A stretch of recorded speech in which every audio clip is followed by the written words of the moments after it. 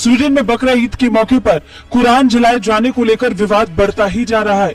Sweden के इस कदम पर एक तरफ जहां 10 से ज्यादा मुस्लिम बहुल देशों ने कड़ी प्रतिक्रिया दी, वहीं इस्लामिक देशों के संगठन OIC यानी ऑर्गेनाइजेशन ऑफ इस्लामिक कोऑपरेशन ने भी इसकी कड़ी निंदा की है।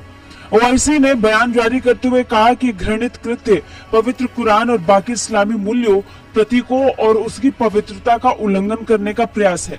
स्वीडन में स्टॉकहोम सेंट्रल मस्जिद के सामने सलमान मोमिका नाम के शख्स ने कुरान जलाकर प्रदर्शन किया था।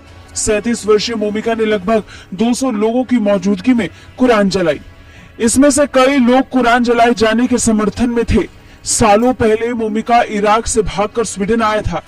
मोमिका को कुरान जलाकर विरोध प्रदर्शन करने की अनुमति खुद स्वीडन के अधिकारियों ने दी। अधिकारियों से अनुमति मिलने के बाद मोमिको ने कुरान जला दी। इससे पहले जनवरी में भी स्टॉकहोम में कुरान जलाने की घटना सामने आई थी। डेनमार्क के एक दूर दक्षिणपंथी नेता ने कुरान को फाड़कर उसमें आग लगा दी थी, जिससे तुर्की काफी नाराज हुआ था और नाटो के आवेदन को लेकर स्वीडन के साथ बातचीत को निलंबित कर दिया था। अब इस मामले को लेकर इस्लाम का रक्षक कहे जाने वाले इस्लामिक सहयोग संगठन यानी OIC ने बयान जारी करते हुए कहा कि स्वीडन के स्टॉकहोम सेंट्रल मस्जिद के सामने एक चरमपंथी ने पवित्र कुरान जलाई। OIC इस घृणित कृत्य की कड़ी निंदा करता है। महासचिव हिसन ब्राह्मी ताहा के हवाले से OIC ने कहा, ये घृणित कृत्य पवित्र कुरान और बाकी इस्लामी मूल्यों, प्रतीकों और पवित्रता का उल्लंघन करने का प्रयास है।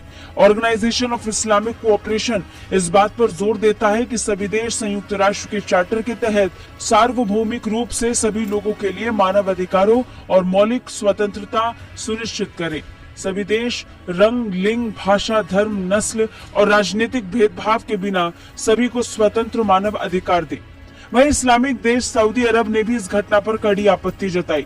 सऊदी अरब के विदेश मंत्रालय ने बयान जारी करते हुए कहा कि इस तरह के घृणित कृत्य को स्वीकार नहीं किया जा सकता है। सऊदी अरब ने कहा, ऐसे कृत्य स्पष्ट रूप से नफरत और नस्लवाद को उकसाते हैं। कुरान जलाए जाने की घटना के विरोध में मोरक्को ने स्वीडन से अपने राजदूत को ही अनिश्चित काल के लिए वापस बुला लिया। मोरक्को के विदेश मंत्रालय ने स्वीडन के राजनयिक को भी समन किया। मोरक्को ने राजनयिक से इस घटना को लेकर अपना असंतोष जाहिर किया और कहा कि इस तरह की घटनाओं को स्वीकार नहीं किया जा सकता। गौर करने वाली बात है कि इस्लामिक सहयोग संगठन कुरान के अपमान पर गुस्सा हो रहा है, विरोध दर्ज कर रहा है, लेकिन वहीं जब पाकिस्तान और चीन जैसे देश में इस्लाम के दूसरे तबके के लोगों का अपमान होता है, उनकी हत्याएं होती है, तो OIC चुप बैठता है। Bureau report.